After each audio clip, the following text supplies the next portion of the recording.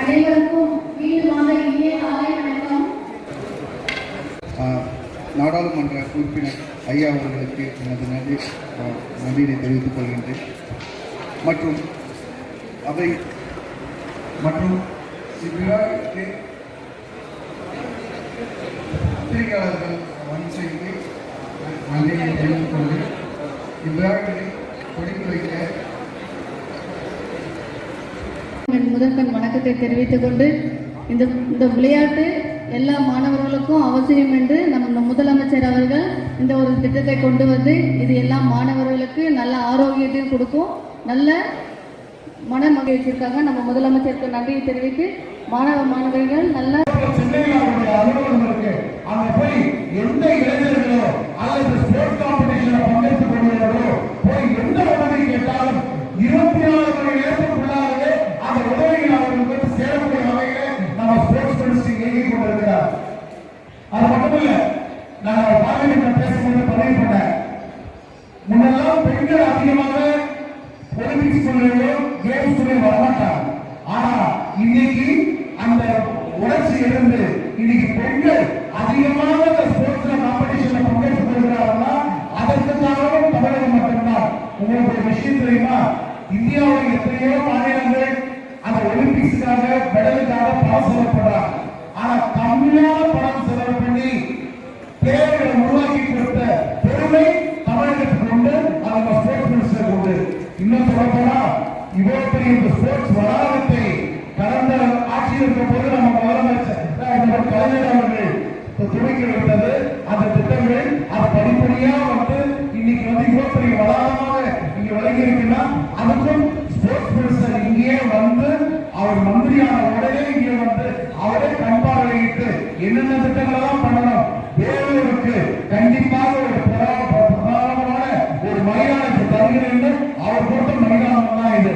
ஆக நம்ம இளைஞர்கள் செயலாளராக இருக்கக்கூடிய சகோதரர் அமைச்சர் உதயநிதி அவர்களுக்கு என் மனமார்ந்த பாராட்டுகளை தெரிவித்துக் கொண்டு இங்க வந்திருக்கக்கூடிய அத்தனை போட்டியாளர்களுக்கும் வெற்றி பெற்றவர்களாக நீங்கள் கருத வேண்டும். போட்டி என்பது உங்கள் திறமைகளை வெளிக்கொண்டுவதற்காக.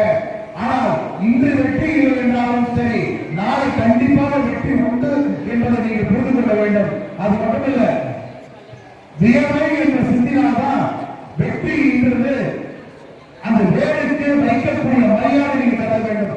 வேலை சிந்த சிந்த வெற்றி உங்களுக்கு உறுதிப்படுத்தப்படும் என்பதை தெரிவித்துக் கொண்டு வாழ்த்தி விடைபெறுகிறேன். நன்றி, வணக்கம்.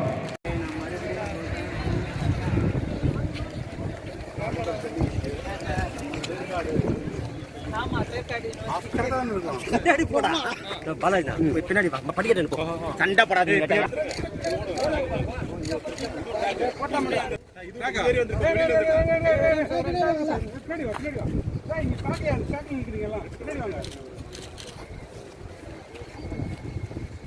கத்தி சொல்லி நீங்க சொல்லலாம்.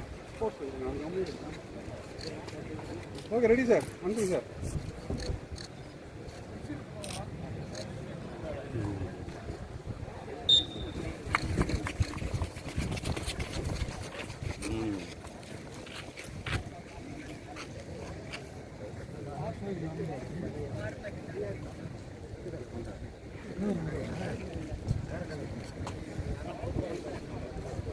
அவ்வளோதானா?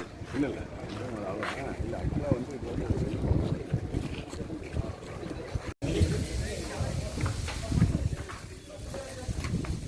அப்படி போயிடலாம். எடுக்கலாம்.